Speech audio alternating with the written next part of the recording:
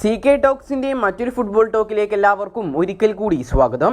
ഇന്നത്തെ ഒരു വീഡിയോയിൽ നമ്മൾ പ്രധാനമായിട്ടും ചർച്ച ചെയ്യാൻ പോകുന്നത് കേരള ബ്ലാസ്റ്റേഴ്സ് FC കുറിച്ചുള്ള ഏറ്റവും സുപ്രധാനമായിട്ടുള്ള അപ്ഡേറ്റുകൾ മാത്രമാണ്.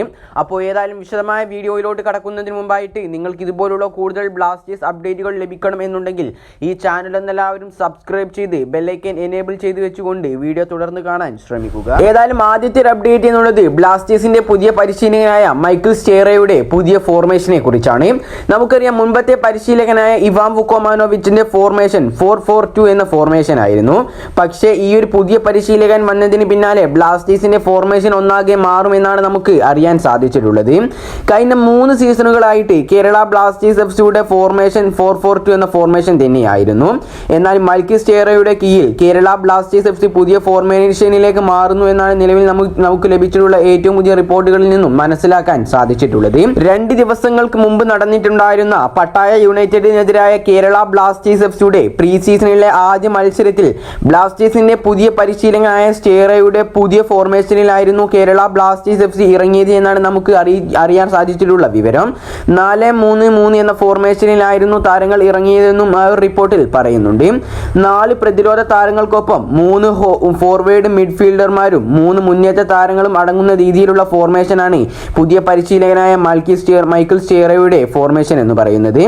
ഏതായാലും അടുത്ത സീസണിൽ കേരള ബ്ലാസ്റ്റേഴ്സ് എഫ്സി പ്രധാനമായും 4-3-3 എന്ന ഫോർമേഷനിലായിരിക്കും ഇറങ്ങുക എന്നാണ് നമുക്ക് ഇതിനോടകം തന്നെ അറിയാൻ സാധിച്ചിട്ടുള്ളത്. പക്ഷേ എന്നാൽ ഈ ഒരു ഫോർമേഷൻ പ്രീ സീസൺ മത്സരത്തിൽ പരീക്ഷണാടിസ്ഥാനത്തിൽ സ്റ്റാറെ ഉപയോഗിച്ചതാണോ എന്ന കാര്യവും ഇതുവരെയായിട്ടും വ്യക്തമായിട്ടില്ല.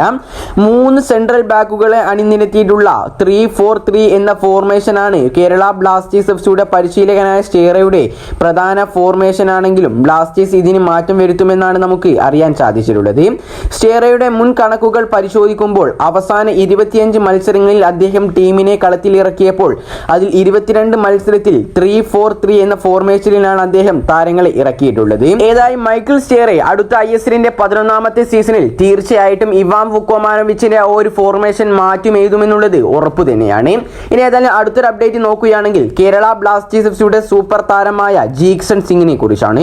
നമുക്കറിയാം, ജീക്സൺ സിംഗ് മറ്റേതെങ്കിലും ക്ലബിലേക്ക് എന്തായാലും തീർച്ചയായും പോകും എന്നൊക്കെ പറഞ്ഞിട്ടുള്ള ഒരുപാട് റൂമറുകളാണ് ഇതിനോടകം തന്നെ പുറത്തേക്ക് വന്നിട്ടുള്ളത്. നിലവിൽ ഏതായാലും ISL ട്രാൻസ്ഫർ മാർക്കറ്റിന്റെ ഏറ്റവും പുതിയ റിപ്പോർട്ടുകളിൽ നിന്നും നമുക്ക് മനസ്സിലാക്കാൻ സാധിച്ചിട്ടുള്ളത് കേരള ബ്ലാസ്റ്റേഴ്സ് എഫ്സിയുടെ സൂപ്പർ താരമായ ജീക്സൺ സിംഗിനെ സ്വന്തമാക്കാനായി ISLലെ തന്നെ വമ്പന്മാരായ ഈസ്റ്റ് ബംഗാൾ എഫ്സിയും കൂടാതെ തന്നെ മോഹൻ ബഗാൻ സൂപ്പർ ജെയിൻസും ആഗ്രഹിക്കുന്നുണ്ട് എന്നാണ് ആ ഒരു റിപ്പോർട്ടിൽ പറയുന്നത്. കൂടാതെ തന്നെ അൻവർ അലി പോവുകയാണെങ്കിൽ മോഹൻ ബഗാൻ സൂപ്പർ ജെയിൻസ് തീർച്ചയായിട്ടും ജീക്സൺ സിംഗിനെ ടീമിലേക്ക് എത്തിക്കുവാൻ വേണ്ടി ശ്രമിക്കുമെന്നാണ് നമുക്ക് അറിയാൻ സാധിച്ചിട്ടുള്ളത്. ഏതായാലും ഈ ഒരു റിപ്പോർട്ട് അത്രയധികം വിശ്വസനീയമാണെന്ന് നമുക്കൊന്ന് പറയാൻ സാധിക്കുകയില്ല. കാരണം ഇത് ജസ്റ്റ് ഒരു റൂമർ മാത്രമായാണ് ഇപ്പോഴും അവശേഷിക്കുന്നത്. ഏതായാലും ഇതിനെക്കുറിച്ചുള്ള കൂടുതൽ വിവരങ്ങൾ വരും ദിവസങ്ങളിൽ പുറത്തേക്ക് വരും എന്ന് തന്നെയാണ് നമ്മൾ പ്രതീക്ഷിക്കുന്നത്. ഏതായാലും ഈ ഒരു അപ്ഡേറ്റുകളെല്ലാം കുറിച്ചുള്ള നിങ്ങളുടെ അഭിപ്രായങ്ങൾ നിങ്ങൾ താഴെ കമന്റായി രേഖപ്പെടുത്തുക. ഈ ഒരു വീഡിയോ ഇവിടെ വെച്ച് അവസാനിപ്പിക്കുകയാണ്. കൂടുതൽ ISLനെ കുറിച്ചും കേരള ബ്ലാസ്റ്റേഴ്സ് എഫ്സിയെ കുറിച്ചുമുള്ള അപ്ഡേറ്റുകൾ ലഭിക്കുവാൻ വേണ്ടി ഈ ചാനൽ എല്ലാവരും സബ്സ്ക്രൈബ് ചെയ്ത് ബെല്ലൈക്കൻ എനേബിൾ ചെയ്തു വെക്കാൻ കൂടി ശ്രമിക്കുക. അപ്പോൾ അടുത്തൊരു അപ്ഡേറ്റുമായി വീണ്ടും വരാം. Good bye.